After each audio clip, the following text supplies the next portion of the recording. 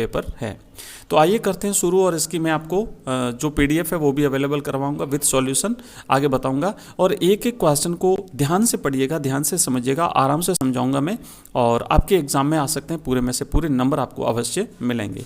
पहला प्रश्न देखो लिखा हुआ है कि MS एक्सेल की किस कमांड से किसी फाइल को सहेजा जा सकता है। सहेजा का मतलब होता है उसे सेव करना।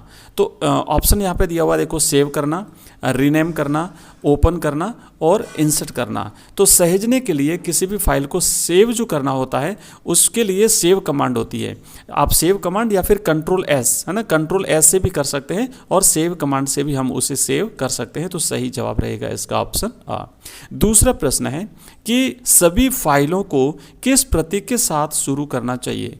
तो इसमें क्या होता है कि जो MS में जब हम कोई फाइल सेव करते हैं तो उसके लिए इजिकल टू जो है ना, इजिकल टू का साइन होना चाहिए। इसका राइट आंसर रहेगा ऑप्शन स। इजिकल टू के साइन के साथ, इस फॉर्मूले के साथ हम किसी भी फाइल को शुरू कर सकते हैं। नेक्स्ट प्रश्न है तीसरा, MS पावर पॉइंट में स्लाइड शो करने के लिए किस शॉर्टकट कमांड का प्रयोग किया जाता है। तो जो पावर पॉइंट प्रेजेंटेशन होता है वहाँ पर जब हम स्लाइड शो करते हैं तो या तो स्लाइड शो का जो ऑप्शन होता है उस पर क्लिक करते हैं, अदरवाइज आप उस जो शॉर्टकट कमांड है वो है इसके लिए F5। तो F5 शॉर्टकट कमांड से भी आप अपनी किसी भी फाइल को सेव कर सकते हैं। नेक्स्ट प्रश्न है आपका चौथा कि कंप्यूटर वायरस संक्रमित करता है। तो कंप्यूटर वायरस किसको संक्रमित करता है? मनुष्य को करता है, जानवर को करता है, कंप्यूटर को करता है, या फिर कोई नहीं। तो जो कंप्यूटर वायरस होता है ये एक प्रकार का कंप्यूटर का प्रोग्राम होता है, और ये कंप्यूटर का प्रोग्राम उसके कंप्यूटर को जो है वो संक्रमित करता है, वहाँ पर अपनी प्रतिलिपि बना लेता है और वो उस कंप्यूटर को अनाधिकृत रूप से संक्रमित कर लेता है। नेक्स्ट पांचवा प्रश्न है, डॉस का पूरा नाम क्या है। तो डॉस का पूरा नाम यहाँ पे देखिए, इतने सारे ऑप्शन दिए हैं आपके सामने। डिस्क ओपन सिस्टम, ऑप्शन ब है डिस्क ऑपरेटिंग सिस्टम, ऑप्शन स है डेस्कटॉप ओपन स्पेस, और ऑप्शन द है डिस्क ओपन सर्विस। तो डॉस का पूरा नाम होता है डिस्क ऑपरेटिंग सिस्टम। इसका जो ऑप्शन है ब वो सही जवाब है, बाकी के सारे आपके आंसर गलत है। राइट आंसर रहेगा ऑप्शन ब डिस्क ऑपरेटिंग सिस्टम।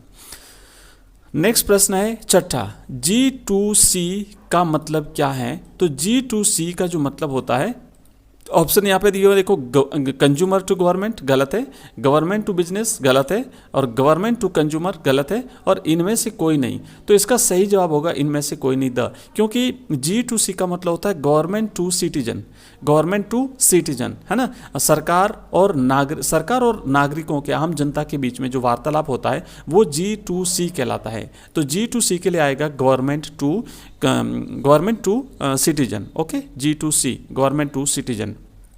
इसका ये सारे के सारे ऑप्शन गलत हैं। चलिए आगे बढ़ते हैं। अगला प्रश्न है आपका सातवां।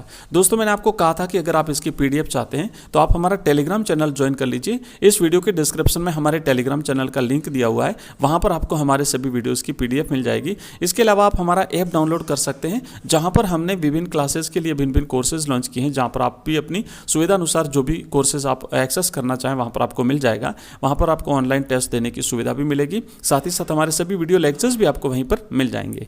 तो अगला जो हमारा प्रश्न है वो है सातवां, निम्न में से कौन सा एक ब्राउजर नहीं है। ब्राउजर, तो ऑप्शन एक है वेब ब्राउजर भी जिसे हम बोलते हैं। ऑप्शन एक है गूगल क्रोम, बी है मोजिला फायरफॉक्स, ऑप्शन स है इंटरनेट एक्सप्लोरर, और ऑप्शन द है ऑपरेटिंग सिस्टम। तो ऑपरेटिंग सिस्टम जो है ये एक ब्राउजर नहीं है, ये एक वेब ब्राउजर नहीं है, और बाकी तीनों जो है ना ये वेब ब्राउजर है, मोजिला, गूगल क्रोम और एक्सप्लोरर। नेक्स्ट है आठवां प्रश्न, इंटरनेट और एक्स्ट्रानेट के लाभ क्या हैं। ऑप्शन एक है प्रमाणीकरण, ऑप्शन ब है गोपनीयता, ऑप्शन स है इसका प्रशासनिक लागत कम आना, और ऑप्शन द है उपयुक्त सभी। तो इसका सही जवाब रहेगा ऑप्शन द, उपयुक्त सभी इसका सही जवाब है। ऑप्शन द, ये है ना इंटरनेट और एक्स्ट्रानेट के लाभ, इसमें ये सारे के सारे इसके लाभ हैं। तो राइट आंसर है ऑप्शन द। नेक्स्ट प्रश्न है अगला नौवां, फेसबुक किसके अंतर्गत आता है।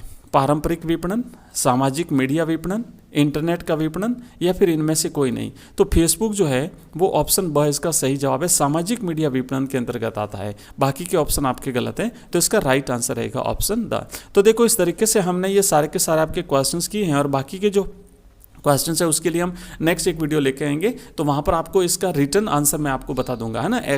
एक्सेल के फॉन्ट स्टाइल का नाम और साम और सॉफ्टवेयर पायरेसी, वेब विपणन की परिभाषा, ये सारे के सारे इसके लिखित आंसर मैं आपको अवेलेबल कराऊंगा।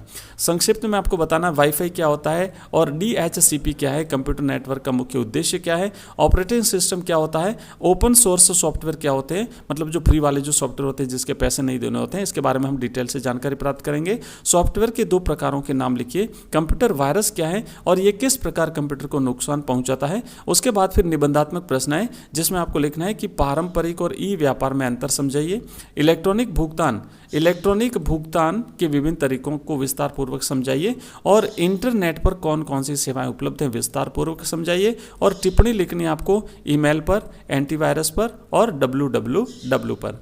तो ये आपका पूरा पेपर है क्लास 10th का ICT का।